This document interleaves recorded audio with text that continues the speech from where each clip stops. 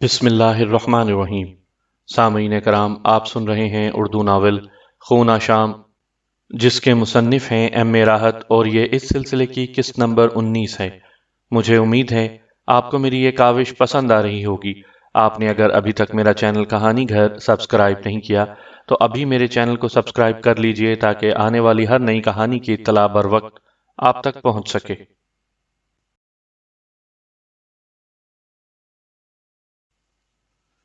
مہاراج کرنام سنگھ کے من میں کیا ہے؟ بظاہر تو یہی لگتا ہے جیسے انہیں اس بات سے خاصی دلچسپی محسوس ہوئی ہو کہ ایک ایسا شکتی مان بھی ہے جو باقاعدہ فوجوں سے جنگ کر سکتا ہے۔ راجوں مہاراجوں کو ایسی باتوں سے کافی دلچسپی ہوا کرتی ہے۔ تھوڑی بہت معلومات تو اب مجھے حاصل ہو گئی تھیں۔ مجھے کسی جاگیر کی جاگیرداری سے بھلا کیا دلچسپی ہو سکتی ہے؟ میں تو طویل عرصے کے بعد اس سنسار کے نت نئے روپ دیکھنا چاہتا تھا۔ ہاں، تیجو مل کا سلسلہ جہاں سے شروع ہوا تھا وہ میرے لیے باعث دلچسپی تھا۔ اب اگر کل مہاراج نے میرا امتحان لینے کے بعد مجھے پاس کر دیا تو سب سے پہلا مطالبہ ان سے تیجو مل کی رہائی کا کروں گا۔ ویسے انہوں نے وعدہ تو کر لیا تھا کہ میرے امتحان کی تکمیل کے بعد دھول گری تیجو مل کی ملکیت ہوگی۔ میں بس یہی چاہتا تھا۔ اس کے بعد مہاراج سے کہہ دوں گا کہ اگر رمبیر اور چکت لال کو وہ سنبھال سکتے ہیں تو سنبھال لیں اور ان کی جاگیریں انہیں ہی دے دیں۔ مجھے اس کی ضرورت نہیں ہے۔ چکت لال کا معاملہ ذرا مختلف تھا۔ ویسے بھی ابھی میرا دھول گری سے جانے کا ارادہ نہیں تھا جب تک کہ میں تیجو مل کو اس کا صحیح مقام نہ دلوا دوں۔ انہی سوچوں میں خوب وقت گزر گیا۔ مجھے کسی چیز کی ضرورت ہی نہ محسوس ہوئی تھی جس سے میں سراوتی کو تکلیف دیتا۔ ویسے اس عورت کی دلکشی کو میں نے دل ہی دل میں محسوس کیا تھا، اور اب انسانی فطرت کے اس پہلو سے میں اپنے آپ کو باز نہیں رکھ سکتا تھا جس میں خوبصورت عورت کی قربت باعث دلکش ہوتی ہے۔ مجھے امید تھی کہ رات میرے لیے دلکشی کی حامل ہوگی، کیونکہ ایسی جگہوں پر رات ہی زندگیوں کی دلچسپیوں کا آغاز کرتی ہے، اور میرا خیال غلط نہیں تھا۔ سراوتی اس وقت پہنچی جب محل کے گوشے گوشے میں روشنیاں جگمگا اٹھی تھیں۔ میری اس رہائش گاہ کا فانوس بھی روشن کر دیا گیا، اور فانوس روشن کرنے کے لیے آنے والی دو خوبصورت داسیاں ہی تھیں جنہوں نے اونچی جگہوں پر چڑھ کر فانوسوں میں لگی ہوئی شمعیں روشن کیں اور گردن جھکا کر باہر نکل گئیں۔ پھر سراوتی ایک نئے لباس میں قریب پہنچی اور اس نے کہا، بھوجن تیار ہے مہاراج، آپ چلنا پسند کریں گے؟ کہاں؟ بھوجن کے کمرے میں۔ کیا وہاں کوئی اور بھی ہوگا؟ نہیں مہاراج، کوئی آپ کا ہم پلہ ہو تو وہاں پہنچے۔ آپ کے ساتھ بھلا کون شریک ہو سکتا ہے؟ میں اس کے ساتھ چل پڑا۔ ان تمام چیزوں سے دلچسپی بھی ضروری ہوتی ہے۔ بہرحال یہ کمرہ بھی راج محل کے دوسرے بڑے کمروں کی طرح تھا، اور یہاں میرے لیے بھوجن پروسا گیا تھا۔ بہت چیزیں تھیں۔ مجھے کبھی ان تمام چیزوں سے رغبت ہی نہیں رہی تھی۔ ہاں، انسانوں کی طرح زندگی گزارنے کے لیے یہ سب کچھ بھی ضروری ہوتا ہے۔ داسیاں خاموشی سے میری ہر خواہش کی تکمیل کر رہی تھیں، اور جب میں وہاں سے فارغ ہو گیا تو سراوتی مجھے ساتھ لیے ہوئے ایک بالکل ہی نئی جگہ پہنچ گئی۔ اس نے کہا، رات کو مہاراج کے اعزاز میں سبھا سجائی جائے گی۔ ہم نے اس کا انتظام کر لیا ہے۔ میں نے مسکراتے ہوئے گردن ہلا دی۔ یہ سبھا وہیں اسی حسین حوض کے کنارے سجائی گئی تھی جسے میں نے آتے وقت دیکھا تھا۔ یہاں بھی چھوٹے چھوٹے ستونوں میں شمعدان بنائے گئے تھے جن کے شیشے رنگین تھے، اور ان سے رنگین روشنیاں چھلک رہی تھیں جنہوں نے ماحول کو ایک عجیب سا حسن بخش دیا تھا۔ ایک بڑی سی سنگی چوکی پر بہت خوبصورت دو شانے بچھائے گئے تھے، اور یہ میرے بیٹھنے کی جگہ تھی۔ اطراف میں بھی ایسی ہی چوکیاں بنی ہوئی تھیں، اور جب مجھے یہاں لایا گیا تو میں نے ان چوکیوں پر حسین اپسراؤں کو برا جمان دیکھا۔ خوبصورت چمکدار سونے کے تاروں سے بنے ہوئے لباس ان کے ریشمی جسموں کو چھپانے کی ناکام کوشش کر رہے تھے، بلکہ لباسوں کا انداز کچھ ایسا تھا کہ وہ حسن کی جانب اشارہ کر رہے تھے اور رہنما لباس کہلائے جا سکتے تھے۔ ان داسیوں کے سراپا کو بیان کرنا غالباً میرے لیے ممکن نہ ہو۔ بس اتنا ہی کہہ سکتا ہوں کہ یہ کہکشاں بکھر گئی تھی جس کا چہرہ دیکھو حسین سے حسین تر، یہ فیصلہ ہی نہ کر پاؤ کہ ان میں سب سے زیادہ حسین کون ہے۔ ہاں، دوسرا فیصلہ کرنا سب سے آسان تھا، وہ یہ کہ سراوتی نے اس وقت تیسرا لباس پہن کر میرے سامنے آنے کی کوشش کی تھی، اور اس تیسرے لباس کے ساتھ ساتھ اس نے اپنے آپ کو جس طرح سجایا تھا اسے دیکھ کر آخری لہجے میں یہ بات کہی جا سکتی تھی کہ وہ ان داسیوں سے کہیں زیادہ حسین ہے۔ بڑے بڑے سنہری برتنوں میں شراب لائی گئی اور اسے میرے قریب رکھ دیا گیا۔ پھر کچھ لڑکیاں سازندوں کی حیثیت سے آئیں اور انہوں نے حسین ساز بجانا شروع کر دیے۔ بعد میں دو لڑکیوں نے رقص کا آغاز کر دیا اور سراوتی اس طرح میرے پہلو میں دراز ہو گئی کہ میں اس کے حسن کی حشر سامانیوں پر بھی نگاہ رکھ سکوں اور اس کی پذیرائی کروں۔ دوسری بات یہ کہ اس نے مجھے برتنوں میں شراب نکال کر دینا شروع کر دی۔ زندگی کے اس عمل کو بھی میں نظر انداز نہیں کر پایا تھا۔ باقی ساری باتیں اپنی جگہ، لیکن زندگی کا یہ حسن اپنی جگہ ایک انفرادی حیثیت رکھتا تھا۔ میں نے سراوتی کا دیا ہوا تحفہ قبول کیا اور اسے حلق کے راستے سینے میں اتار لیا۔ اب یہ دوسری بات ہے کہ یہ چیز میرے اوپر بے اثر ہو چکی تھی۔ یہ شراب ہو سکتا ہے بڑے بڑوں کو بدمست کر دیتی ہو، لیکن میرے لیے اس کی حیثیت پانی سے زیادہ نہیں تھی۔ البتہ سراوتی اپنا فرض پورا کرتی رہی۔ رقاصاؤں نے اپنے کمال کا مظاہرہ انتہا کو پہنچا دیا اور انتہا کو پہنچنے کے بعد نئی رقاصاؤں کی ابتدا ہو گئی۔ ان میں کچھ گانے والیاں بھی تھیں۔ وہ اپنی خوبصورت آواز میں نہ جانے کیا کیا گا رہی تھیں۔ اس میں کوئی شک نہیں تھا کہ ان کے بول، لہجہ اور طرز دلکشی کی حامل تھیں، لیکن مجھے ان تمام چیزوں سے خاصی دلچسپی نہیں تھی۔ سراوتی کا انداز خود سپردگی بخوبی محسوس کر رہا تھا اور یہ بھی دیکھ رہا تھا کہ وہ یہ سیال شے زیادہ سے زیادہ میرے وجود میں اتار دینا چاہتی تھی۔ مجھے علم تھا کہ اس سیال شے کو پینے کے بعد آدمی بے قابو ہو جاتا ہے۔ بس ایک ہلکی سی سرور کیفیت تو مجھ پر بھی طاری ہوئی تھی، لیکن جہاں تک بے قابو ہونے کا معاملہ تھا، بھلا یہ کیسے ممکن تھا؟ لیکن یہ بھی شاید میری زیرک نگاہی تھی کہ میں نے سراوتی کو کئی بار چور نگاہوں سے اپنی جانب نگراں پایا، اور میرا اگر اندازہ غلط نہیں تھا تو اس چور نگاہی میں یہ تصور نہیں تھا کہ میں اس کی پذیرائی کروں، بلکہ غالباً وہ میرے ہوش و حواس کھو بیٹھنے کی منتظر تھی۔ ایسا کیوں ہے؟ اس خیال نے مجھے ایک دم سے ہوشیار کر دیا، اور پھر یہاں سے بیاس کی عقل نے کام کرنا شروع کر دیا۔ میں نے سوچا کہ اب ان لوگوں کو یہی ظاہر کرنا چاہیے کہ میں عقل و ہوش کی اس منزل سے گزر چکا ہوں جس میں سمجھداری سے کوئی بات سوچی سمجھی جا سکتی ہے۔ بالآخر میں نے آنکھیں بند کر کے خود کو بے سدھ کر لیا، اور جیسے کہ سراوتی اسی بات کی منتظر تھی، اس نے میرے بازو پر ہاتھ رکھ کر مجھے جھنجھوڑا، بیاس مہاراج۔ مگر میں نے اس کی بات کا کوئی جواب نہیں دیا۔ پھر وہ بولی، بیاس مہاراج، اور اس کے بعد اس نے آہستہ سے اپنے آپ کو مجھ سے الگ کر لیا۔ میں وہیں اس سنگی چوکی پر ڈھیر ہو گیا تھا۔ رقص رک گیا تھا، گانے والیوں کی آوازیں تھم گئی تھیں۔ سراوتی نے ان سب کو دیکھا اور پھر سرد لہجے میں کہا، اب تم لوگ جاؤ، سبھا ختم ہو گئی۔ وہ سب اپنے اپنے لباس سنبھالتی ہوئی وہاں سے واپس چل پڑیں۔ میں خاموشی سے آئندہ کی صورتحال کا جائزہ لے رہا تھا، اپنے آپ کو ان کی مرضی کے مطابق کر لوں، اس کے بعد دیکھوں کہ ان کے دلوں میں کیا ہے۔ سراوتی نے ان سب کی واپسی کا انتظار کیا، اور جب گانے والیاں اپنے اپنے ساز اٹھا کر چلی گئیں اور یہاں صرف میں اور سراوتی رہ گئے، تو سراوتی نے ہاتھ اٹھا کر تالی بجائی۔ اس کے تالی بجانے کے چند ہی لمحات کے بعد میں نے کچھ لوگوں کی آوازیں سنی۔ سراوتی نے ان سے کہا، بیاس مہاراج کو بہت احتیاط کے ساتھ سنبھال کر ان کے استھان پر لے چلو۔ چند لوگوں نے مجھے اپنے مضبوط بازوؤں میں سنبھال لیا۔ میرے پاؤں زمین پر گھسٹ رہے تھے، لیکن انہوں نے وہ بھی نہ گھسٹنے دیے۔ اس میں کوئی شک نہیں کہ ان کے انداز میں کہیں بھی بے دردی نہیں پائی جا سکتی تھی۔ بہرحال میں نے ان کے جسموں پر یہ سفر ختم کیا اور مجھے میرے چھپر کھٹ پر لٹا دیا گیا۔ اب مجھے اس کے آگے کے حالات کا انتظار تھا۔ سراوتی غالباً اس بات پر پورا یقین کر لینا چاہتی تھی کہ میں ہوش میں ہوں یا نہیں، چنانچہ وہ میرے بہت ہی قریب آ گئی اور اس نے اپنی گرم گرم سانسوں سے مجھے گدگداتے ہوئے کہا، بیاس مہاراج، آپ تو بالکل ہی بے سدھ ہو گئے۔ اصولی طور پر مجھے چاہیے کہ کسی بھی لہجے میں صحیح اس کی بات کا جواب دینا چاہیے تھا، لیکن میں تو بس آگے کے حالات کا جائزہ لینا چاہتا تھا۔ تب میں نے سراوتی کو دروازے کی جانب جاتے ہوئے دیکھا اور وہ دروازہ بند کر کے باہر نکل گئی۔ یہ تو کچھ بھی نہ ہوا، نہ مجھے سراوتی کی قربت حاصل ہوئی اور نہ ہی کسی ایسی بات کا انکشاف جو میرے اس شبے کو تقویت دیتا، لیکن ایک لمحے کے لیے میری سوچ غلط ہو گئی تھی۔ سراوتی بلا وجہ ہی نہیں گئی تھی۔ تھوڑی ہی دیر کے بعد وہ واپس آئی۔ میں نے آنکھوں میں ہلکی سی درد پیدا کر کے اسے دیکھا، لیکن وہ تنہا نہیں تھی۔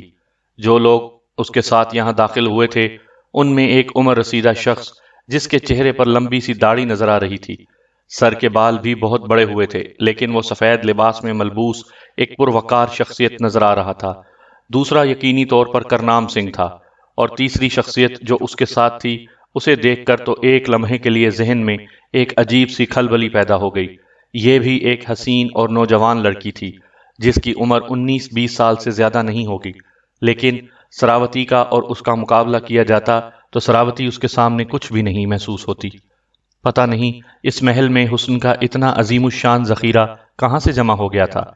اس وقت اس لڑکی سے متاثر ہو کر اس کے بارے میں سوچنے کی کوشش حماقت تھی۔ میں ان لوگوں کی آمد کی وجہ جاننا چاہتا تھا۔ کرنام سنگھ میرے بالکل قریب پہنچ گیا۔ اس نے سراوتی سے کہا، بالکل بے ہوش ہو چکا ہے؟ ہاں مہاراج۔ تو پھر گرو مہاراج ذرا دیکھیے اسے۔ فانوسوں کی تیز روشنی پورے کمرے کو منور کیے ہوئے تھی۔ جس شخص کو گرو مہاراج کہا گیا تھا، یہ وہی بوڑھا آدمی تھا۔ وہ آہستہ آہستہ آگے بڑھا اور میرے قریب دو زانو ہو کر بیٹھ گیا۔ وہ میرا جائزہ لیتا رہا اور تمام لوگ ساکت و جامد کھڑے رہے۔ کچھ دیر کے بعد بوڑھے شخص نے کہا، نہیں مہاراج کرنام سنگھ، کوئی خاص بات تو نظر نہیں آئی، لیکن رنبیر اور چکت لال نے جو کچھ بتایا ہے اس کی تصدیق ہو چکی ہے گرو مہاراج۔ ہو سکتا ہے یہ کوئی بہت طاقتور اور بہادر آدمی ہو، اور اس نے رنبیر کے بزدل سپاہیوں کو خوفزدہ کر کے ٹھکانے لگا دیا ہو۔ کچھ سمجھ میں نہیں آئی یہ بات، وہ لوگ تو اس سے بڑے ہی خوفزدہ ہیں۔ ہاں مجھے خود حیرت ہے، ویسے یہ بات تو میں کہہ سکتا ہوں کہ نہ تو یہ کوئی دیوتا ہے اور نہ اوتار۔ یہ بات من میں سے نکال دو کرنام سنگھ کہ یہ انسان نہیں ہے۔ تعجب کی بات ہے گرو مہاراج۔ ویسے اب آپ یہ بتائیے کہ کیا کیا جائے؟ کچھ نہیں، میں نے تم سے یہ بات کہہ دی کہ یہ ایک منش ہے، کل اس کا تماشا دیکھ لو۔ اگر طاقتور ہوا تو کیا کروں؟ یہ فیصلہ کرنا تو تمہارا کام ہے کرنام سنگھ۔ ویسے دربار میں تم نے اعلان کیا ہے کہ اگر یہ تمہارے معیار پر پورا اترتا ہے تو تم اسے رنبیر کی جاگیر دے دو گے۔ نہیں مہاراج، کہاں کی باتیں کر رہے ہیں؟ رنبیر سنگھ ہمارا بہت پرانا آدمی ہے اور بہت اچھا ساتھی ہے وہ۔ ہم نے وہاں دربار میں جو کچھ کیا ہے بس اسے دکھانے کے لیے کیا ہے۔ ذرا اس کے بارے میں بھی ہمیں ساری تفصیلات معلوم ہو جائیں اور پھر میں آپ کو بتاؤں۔ گرو مہاراج کہ اتنا طاقتور کوئی نہیں ہونا چاہیے ہماری راجدھانی میں۔ اگر اتنا کوئی طاقتور آدمی مزید طاقت ہمارے ذریعے حاصل کر لے تو ہم سے بڑا بے وقوف تو کوئی نہیں ہوا۔ بوڑھے شخص نے کرنام سنگھ کو دیکھا اور حیرت سے بولا، تمہارا مطلب کیا ہے کرنام سنگھ؟ مہاراج، یہ اندازہ لگا لیا جائے کہ یہ کون ہے۔ اگر یہ کوئی دیوتا یا اوتار ہے تو ظاہر ہے کہ پریشانی کی بات ہوگی ہمارے لیے، ہم اس کا کچھ نہیں بگاڑ سکیں گے۔ اور اگر یہ ایک عام آدمی ہے تو پھر اسے ٹھکانے لگا دینا کون سا مشکل کام ہے۔ اصل میں کوئی بھی اتنا طاقتور آدمی جو فوجوں سے لڑنے کی صلاحیت رکھتا ہو، اگر ہماری راجدھانی میں برقرار رہے گا تو آپ خود سوچئے کیا ہمارے لیے وہ خطرہ نہیں بن جائے گا۔ تمہاری عقل بہت بڑی ہے کرنام سنگھ، واقعی تم ٹھیک کہتے ہو۔ اس دوران پہلی بار اس لڑکی نے زبان کھولی جو کرنام سنگھ کے ساتھ آئی تھی۔ تو پھر کیا کرو گے بھیا جی؟ ڈبو دیں گے اسے کستوری، اسے ایسی گہری کھائی میں ڈبو دیں گے، جیتا نہیں رہنے دیں گے اسے۔ ایسے آدمی کو جیتا نہیں رہنا چاہیے۔ مگر آپ نے اس سے جو وعدہ کیا ہے، باولی راجنیتی میں ایسے وعدے جو حیثیت رکھتے ہیں تجھے ان کے بارے میں جاننا چاہیے۔ اب مجھے کیا آتی ہے راجنیتی، ہاں لیکن تجھے ہمارا ساتھ تو مسلسل دینا پڑے گا۔ تو اس سے کون پاپی منع کرتا ہے، لڑکی نے جواب دیا۔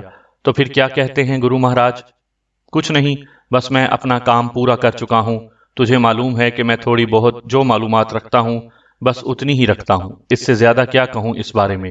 یہ بات تو میں آرام سے کہہ سکتا ہوں کہ نہ تو یہ دیوتا ہے نہ اوتار، منش ہے، 100% منش۔ اچھا سراوتی، یہ تیرا شکریہ، تو نے ہمارا کام پورا کر دیا۔ اس کا خیال رکھنا، جب تک کہ اس کے بارے میں کوئی فیصلہ نہ ہو جائے تو اس کا من ہاتھ میں رکھنا ہے کہ اس کے من میں کوئی ایسی ویسی بات نہ آئے، ٹھیک ہے؟ جی مہاراج۔ اور اس کے بعد میں نے ان لوگوں کو واپس جاتے ہوئے دیکھا۔ میں دل ہی دل میں مسکرا رہا تھا، بیاس کی عقل نے ساتھ دیا تھا۔ اس حسین اور دلکش ماحول میں گم ہو کر جو سراوتی نے میرے لیے خاص طور پر پیدا کیا تھا، اگر میں صرف عورت کی لطافت میں گم ہو جاتا تو یقینی طور پر یہ سب کچھ نہ ہو جاتا، بلکہ ایک طرح سے میں ایک بہت ہی اہم راز سے محروم ہو جاتا۔ ظاہر ہے اتنی شراب پینے کے بعد بھی اگر ہوش مندی کا مظاہرہ کرتا تو سراوتی کبھی کرنام سنگھ کو جا کر یہ اطلاع نہ دیتی کہ میں بے ہوش ہو چکا ہوں۔ کرنام سنگھ نے بڑی چالاکی سے کام لیا تھا۔ دربار میں اس نے میری پذیرائی کرتے ہوئے رنبیر سنگھ اور چکت لال کے خلاف فیصلہ کر دیا تھا، لیکن درِ پردہ وہ میرے بارے میں معلومات حاصل کرنے میں مصروف تھا۔ اور یہ بات مجھے پہلے ہی معلوم ہو چکی تھی کہ وہ ایک چالاک آدمی ہے اور اس نے اپنے بھائی ویر سنگھ کی گدی پر قبضہ کر لیا ہے۔ یہ بات بھی میرے علم میں آ گئی تھی کہ کرنام سنگھ مجھے ہر قیمت پر ختم کر دینا چاہتا ہے، اور وہ اپنی راجدھانی میں کسی طاقتور آدمی کو دیکھنا پسند نہیں کرتا۔ اس طرح سے میری ذمہ داریاں کچھ اور بڑھ گئی تھیں، اور اس کے ساتھ ساتھ ہی دلچسپیاں بھی۔ گویا یہاں مجھے کام کرنے کا صحیح معنوں میں لطف آئے گا۔ اور یہ گرو مہاراج کون تھے؟ بہرحال ان کے بارے میں مجھے معلومات حاصل ہو ہی جائیں گی۔ اب سوال یہ پیدا ہوتا ہے کہ آئندہ مجھے کیا کرنا چاہیے۔ خیر، مجھے اس بات کی تو پرواہ نہیں تھی کہ کرنام سنگھ میرے بارے میں کیا سوچ رہا ہے، لیکن بہر طور تیجومل کی زندگی کے لیے مجھے ذرا سمجھداری ہی سے کام لینا تھا۔ تیجومل بیچارہ خطرے میں نہ پڑ جائے، اس کی رہائی کے لیے کوئی ایسا طریقہ کار دریافت کرنا ہوگا جس سے کرنام سنگھ کو مجھ پر شبہ بھی نہ ہو سکے اور تیجومل آزاد ہو جائے۔ سامعین کرام، آپ یہ کہانی میرے چینل کہانی گھر پر سن رہے ہیں۔ آپ نے اگر ابھی تک میرا چینل کہانی گھر سبسکرائب نہیں کیا تو ابھی میرے چینل کو سبسکرائب کر کے بیل نوٹیفیکیشن آن کر دیجئے تاکہ آنے والی ہر نئی کہانی کی اطلاع بر وقت آپ تک پہنچ سکے۔ ان لوگوں کے ساتھ سراوتی بھی باہر نکل گئی تھی اور میرا خیال تھا کہ شاید اب وہ واپس نہ آئے۔ بہرحال مجھے ان کی مرضی کے مطابق ہی رات گزارنی تھی۔ اگر میں کسی قسم کی کارروائی کا مظاہرہ کروں تو کرنام سنگھ وقت سے پہلے شبے کا شکار ہو سکتا ہے۔ چنانچہ میں نے یہیں چھپر کھٹ پر وقت گزارنے کا فیصلہ کیا، لیکن ان لوگوں کی کہانی بھی بہت عجیب تھی۔ نہ جانے کتنی دیر گزری، میں سویا نہیں تھا کہ ایک بار پھر میں نے دروازے پر آہٹیں محسوس کی۔ اس بار سراوتی اس بوڑھے شخص کے ساتھ واپس آ گئی۔ کرنام سنگھ اور اس کی ساتھی لڑکی جا چکے تھے۔ اتنی دیر کے بعد دوبارہ واپس آنا کیا معنی رکھتا ہے؟ سراوتی نے دروازہ اندر سے بند کر دیا۔ اس کا مطلب ہے کہ اسی وقت کوئی خاص کارروائی ہونے والی ہے، لیکن زیادہ سے زیادہ کیا ہو سکتا ہے؟ یہ دونوں بیچارے اپنی زندگی ہی کھو بیٹھیں گے، میرا تو کچھ بھی نہیں بگاڑ پائیں گے۔ میں خاموشی سے انتظار کرتا رہا۔ سراوتی نے کہا، آپ کو پورا بھروسہ ہے مہاراج؟ ہاں سراوتی، منوش کو منوش نہ کہیں گے تو اور کیا کہیں گے؟ مگر یہ بھی تو ہو سکتا ہے مہاراج کہ یہ بیچارہ کل دن میں ہی مارا جائے۔ آپ نے کرنام سنگھ جی کی بات تو سن ہی لی، بھلا وہ کسی اتنے طاقتور آدمی کو کیسے برداشت کر سکتے ہیں؟ وہ تو اس بات کی بھی ذمہ داری قبول نہیں کر رہے کہ اگر یہ طاقتور ہے تو ان کا ساتھی بن جائے۔ کرنام سنگھ مہاراج جس قدر چلاک ہیں اس کا تو ہمیں خیر پہلے ہی سے اندازہ ہے، لیکن تارا چند مہاراج کچھ نہ کچھ تو اس بیچارے کے لیے کرنا ہی چاہیے۔ سراوتی، جو کچھ تم نے سوچا ہے وہی میں نے بھی سوچا ہے، لیکن ہمیں اس کے لیے بڑی مشکلوں سے گزرنا ہوگا۔ آپ کا کیا اندازہ ہے تارا چند مہاراج، میں کیا سوچ رہی ہوں؟ یقینی طور پر اس وقت بوڑھے گرو مہاراج کے چہرے پر کوئی خاص تاثر ابھرا ہوگا، لیکن چونکہ ان کے چہرے میرے چہرے کے سامنے نہیں تھے اس لیے میں ان کا جائزہ نہیں لے سکتا تھا۔ تارا چند، جو اسی بوڑھے کا نام تھا، آہستہ سے بولا، اسے ہوش میں آنا چاہیے، یہ بڑا اچھا موقع تھا اس سے بات کرنے کا۔ سراوتی، ہم میں سے کون نہیں چاہتا کہ سورج سنگھ…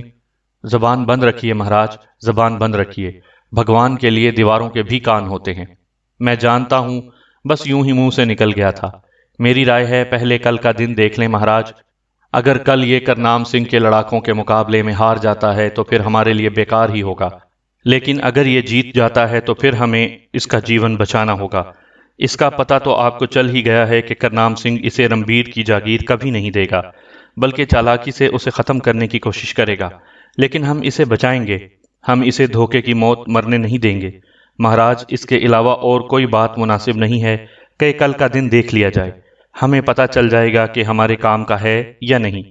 ٹھیک ہے سراوتی، لیکن اب دوسری بار بھی اسے دیکھنے کے بعد میں یہی کہہ رہا ہوں کہ یہ ہے منش، نہ یہ دیوتا ہے، نہ اوتار، اور نہ اور کوئی قوت۔ بدن دیکھ کر کیسا سندر ہے، اور چہرہ بھی دیوتاؤں جیسا ہی ہے، مگر ایک بات میرے من میں خاص طور سے آ رہی ہے۔ کیا؟ کوئی تبدیلی ہے اس میں ضرور۔ اب بھی میں یہی بات کہوں گا کہ یہ تبدیلی دیوتاؤں یا اوتاروں کی نہیں ہے۔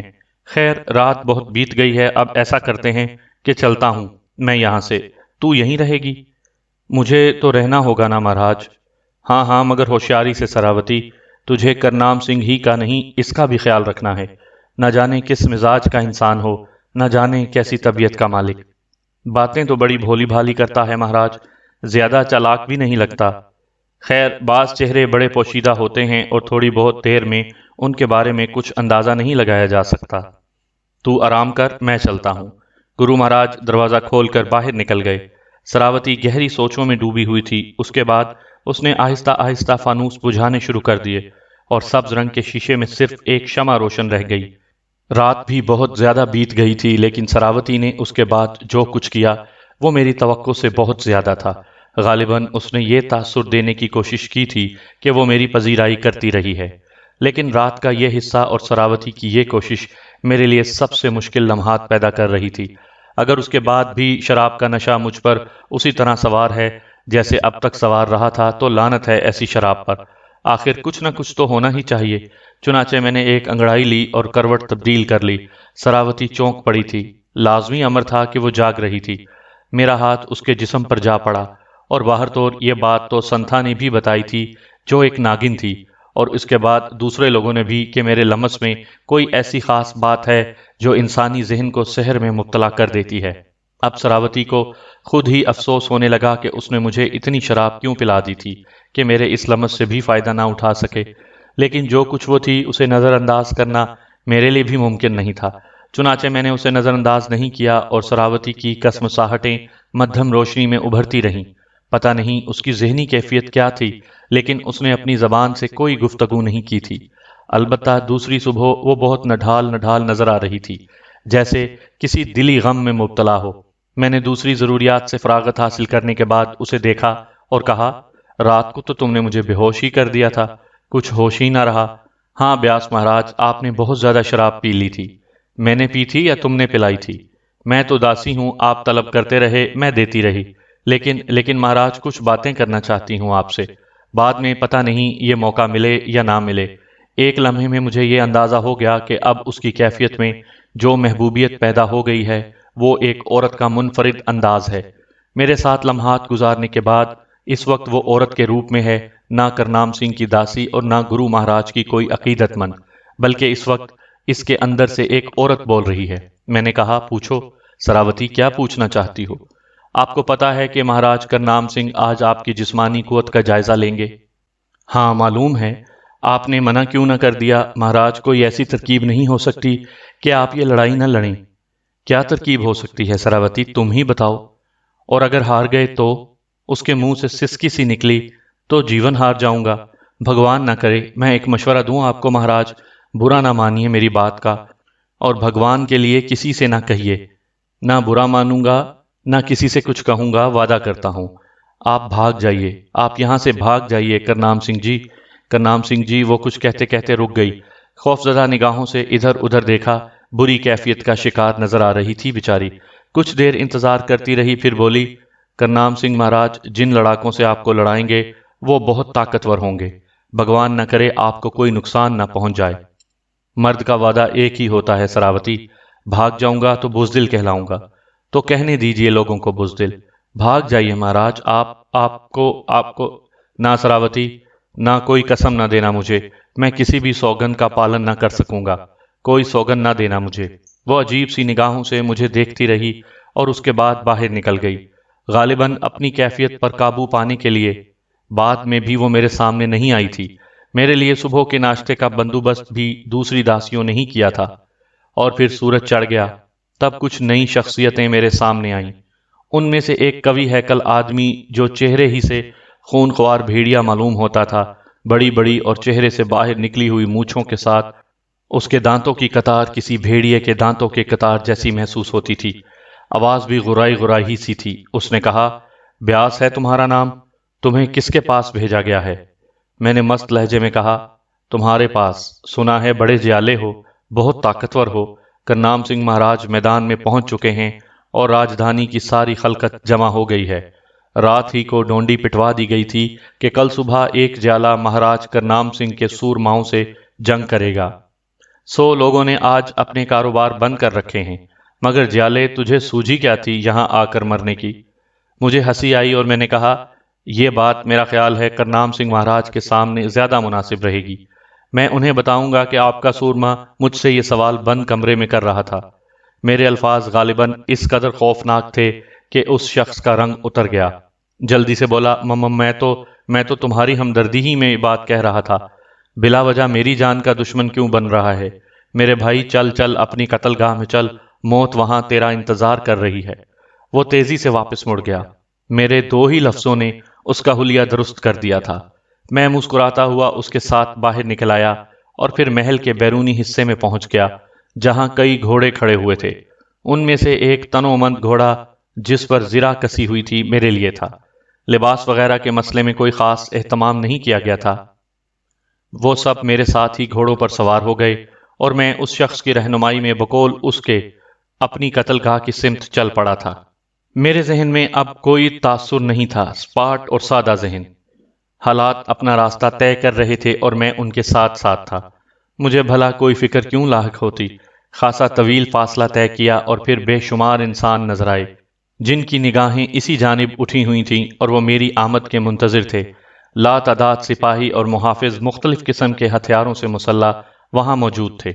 ہمارے لیے راستہ بنا ہوا تھا، وہی قوی ہیکل شخص میری رہنمائی کر رہا تھا اور میں لوگوں کے درمیان سے گزرتا ہوا اس وسیع و عریض میدان کی جانب جا رہا تھا جس کے چاروں سمت خلقت جمع تھی اور جو ذرا گہرائی میں بنا ہوا تھا، اور اسے شاید خاص طور پر تیار کیا گیا تھا کیونکہ یہ ایک دائرے کی شکل میں تھا۔ کنارے بلند، نیچے چند دروازے بنے ہوئے تھے۔ بالآخر میں اس میدان کے بیچوں بیچ پہنچ گیا۔ سامنے ہی کرنام سنگھ مہاراج اس کے ساتھ اور بہت سے بیٹھے ہوئے نظر آ رہے تھے۔ ان میں گرو تارا چند کو بھی دیکھا جو کرنام سنگھ کے بالکل قریب تھا۔ مجھے یہاں تک پہنچانے والے واپس چلے گئے اور میں اپنے گھوڑے کی پشت پر بیٹھا گردن گھما گھما کر چاروں طرف کا جائزہ لیتا رہا۔ تبھی کچھ فاصلے پر بلندی سے ایک شخص نے مجھ سے کہا، دھول گری سے آنے والے بیاس، تیرے بارے میں دعویٰ کیا جاتا ہے کہ تو بہت طاقتور ہے اور بہت سے لوگوں سے بیک وقت لڑ سکتا ہے۔ تو نے مہاراج کرنام سنگھ کے سامنے اپنے اس دعوے کی تصدیق بھی کی ہے۔ اب تجھے ہمارے 7 سورماؤں سے ایک ساتھ مقابلہ کرنا ہوگا۔ تجھے کس ہتھیار کی ضرورت ہے؟ ہتھیار مجھے کوئی بھی نہیں چاہیے۔ تم نے 7 سورماؤں کی بات کی ہے، انہیں تو میں گردن دبا کر بھی ہلاک کر سکتا ہوں۔ جب زیادہ سورما آئیں گے تو میں انہی میں سے کسی کا ہتھیار بھی لے لوں گا۔ تم اس کی فکر مت کرو۔ تو بڑبولا ہے لیکن یہ باتیں ایک راجا کے سامنے کر رہا ہے، تو اب بھی وقت ہے، بتا دے یا پھر اپنی شکست مان لے۔ مہاراج کرنام سنگھ تجھے معاف کر سکتے ہیں۔ میں اس بات پر حیران ہوں کہ مہاراج کرنام سنگھ کے دربار میں تجھ جیسے بے وقوف بھی موجود ہیں۔ جب یہ بات مہاراج کرنام سنگھ نے مجھ سے کی ہے تو میں معافی کیوں مانگوں؟ تو پھر ان لوگوں کو حکم دیا جائے گا کہ تجھے قتل کر دیں اور تجھے اجازت ہے کہ ان سب کو جان سے مار دے۔ جب 2 آدمی ایک دوسرے کے مقابلے پر آتے ہیں تو دونوں میں سے ایک کو مرنا ہوتا ہے۔ تجھے اجازت دی جاتی ہے مہاراج کرنام سنگھ کی طرف سے کہ تو اپنے دشمنوں کو قتل کر دے۔ اب تیرے دشمن تیرے سامنے آنے ہی والے ہیں، ہوشیار ہو جا۔ وہ شخص اپنی جگہ بیٹھ گیا۔ تبھی وہ تینوں دروازے بیک وقت کھلے اور اہنی لباس میں ملبوس 3 گھڑ سوار طوفانی رفتار سے ان دروازوں سے باہر نکلے۔ ان کا رخ میری جانب تھا۔ وہ نیزے سیدھے کیے ہوئے میرے جسم کو چھلنی کرنے آ رہے تھے۔ میرا گھوڑا تھوڑا سا گھبرایا لیکن میں خاموشی سے انتظار کرتا رہا۔ ان میں سے ایک نے سامنے سے اور 2 نے بغلی سمت سے مجھ پر نیزے چلائے اور میں گھوڑے کی پشت پر اوندھا لیٹ گیا۔ وہ اپنی رفتار میں نکلے چلے گئے لیکن ان کے پیچھے ہی مزید 3 گھڑ سوار اور آخر میں ایک اور باہر نکلا۔ سب نے لمبے لمبے تیز دھار انی والے بھالے سنبھالے ہوئے تھے اور وہ بھی اسی انداز میں مجھ پر حملہ آور ہوئے تھے۔ لیکن اس بار میں اوندھا نہیں لیٹا بلکہ میں گھوڑے کی پچھلی سمت سیدھا چت ہو گیا۔ دونوں نیزے میرے اوپر سے گزرے تو میں نے مہارت سے ان پر ہاتھ ڈال دیے۔ باقی 2 گھڑ سوار بچ کر نکل گئے تھے لیکن جن کے نیزوں پر میں نے ہاتھ ڈالے تھے انہیں میں نے طاقت سے پیچھے ہی دھکیل دیا اور وہ گھوڑوں کی پشت سے گر پڑے۔ ان کے نیزے میرے ہاتھ میں آ گئے تھے۔ میں سیدھا ہوا اور اپنے گھوڑے کو ہلکی سی ایڑ لگا کر دوسری جانب لے گیا۔ ان دونوں نے اٹھنے کی کوشش کی تو میں نے رخ تبدیل کر لیا اور نیزے سیدھے کیے ہوئے گھوڑے کو ان کی جانب دوڑا دیا۔ دونوں میرے قریب آنے کا انتظار کرنے لگے لیکن میں نے قریب آ کر دونوں نیزوں کے رخ زمین کی جانب کر دیے اور نیزے زمین میں پیوست ہو گئے۔ میں اگر چاہتا تو ان کی انی سے ان پر وار بھی کر سکتا تھا۔ میں نے جان بوجھ کر ایسا نہیں کیا اور چند گز کے فاصلے پر جا کر اپنا گھوڑا روک دیا، لیکن عقب سے اب 5 گھڑ سوار مجھ پر دوڑے تھے۔ مجھے اپنے گھوڑے کی ہلاکت بھی منظور نہیں تھی۔ جیسے ہی وہ میرے قریب آئے میں نے گھوڑے کی پشت چھوڑ دی اور ان لوگوں کے گھوڑے میرے جسم سے ٹکرائے۔ 3 گھڑ سوار گھوڑوں پر اپنا توازن قائم نہ رکھ سکے، حالانکہ گھوڑوں کی ٹانگیں میرے جسم سے ٹکرائی تھیں اور مجھے زخمی ہو جانا چاہیے تھا، لیکن گھوڑے ہی زخمی ہو گئے۔ میں کیا کرتا، وہ مجھ سے ٹکرا کر بری طرح گرے تھے اور اس کے سواروں نے زمین چاٹ لی تھی۔ اب صرف 2 سوار رہ گئے تھے، ورنہ باقی گھوڑوں کی پشت سے اتر آئے تھے اور گھوڑے اس میدان میں بھاگتے پھر رہے تھے۔ ان 2 سواروں نے اپنے ساتھیوں کی مدد کے لیے اس بار پینترے بدل بدل کر مجھ پر حملے کرنے شروع کر دیے۔ اب اتنی زیادہ بہادری کا مظاہرہ بھی نہیں کرنا چاہیے تھا کہ میں ان کے نیزوں کی انیاں اپنے جسم پر ٹیڑھی کر دیتا۔ انسانوں ہی کی طرح لڑنا مناسب تھا۔ چنانچہ ان دونوں کے نیزے بھی بالآخر میری گرفت میں آ گئے۔ گرنے والے تھوڑے بہت زخمی ہوئے تھے، لیکن میں نے آخری 2 سواروں کو بھی زمین پر اتار لیا تھا، اور اس کے بعد میں نے اپنے ہاتھوں میں تھامے ہوئے نیزے پھینک دیے اور غرائی ہوئی آواز میں کہا، ابھی ایک بے وقوف نقیب سے میں نے کہا تھا کہ اگر تم لوگوں کو قتل کرنا ہوگا تو میں تمہیں گردنیں دبا کر بھی مار سکتا ہوں۔ آؤ مجھے اپنی بات پوری کرنے کا موقع دو۔ ان لوگوں کو میری یہ بات شدید ناگوار گزری، چنانچہ وہ سب مجھ پر مکھیوں کی طرح ٹوٹ پڑے اور چاروں طرف سے میرے جسم سے لپٹ گئے۔ حالانکہ ان کے پاس خنجر بھی تھے اور کلہاڑے بھی، لیکن انہوں نے انہیں استعمال نہیں کیا۔ غالباً وہ مجھے دبوچ کر ہی تکا بوٹی کر ڈالنا چاہتے تھے۔ 2 کی گردنیں میں نے اپنی بغل میں دبائیں اور پوری قوت سے انہیں بھینچ لیا۔ سامعین اکرام، آپ سن رہے تھے اردو ناول خون آشام، جس کے مصنف ہیں ایم اے راحت، اور یہ اس سلسلے کی قسط نمبر 19 تھی۔ مجھے امید ہے آپ کو میری یہ کاوش پسند آ رہی ہوگی۔ آپ نے اگر ابھی تک میرا چینل کہانی گھر سبسکرائب نہیں کیا تو ابھی میرے چینل کو سبسکرائب کر کے بیل نوٹیفیکیشن آن کر دیجئے، تاکہ آنے والی ہر نئی کہانی کی اطلاع بر وقت آپ تک پہنچ سکے۔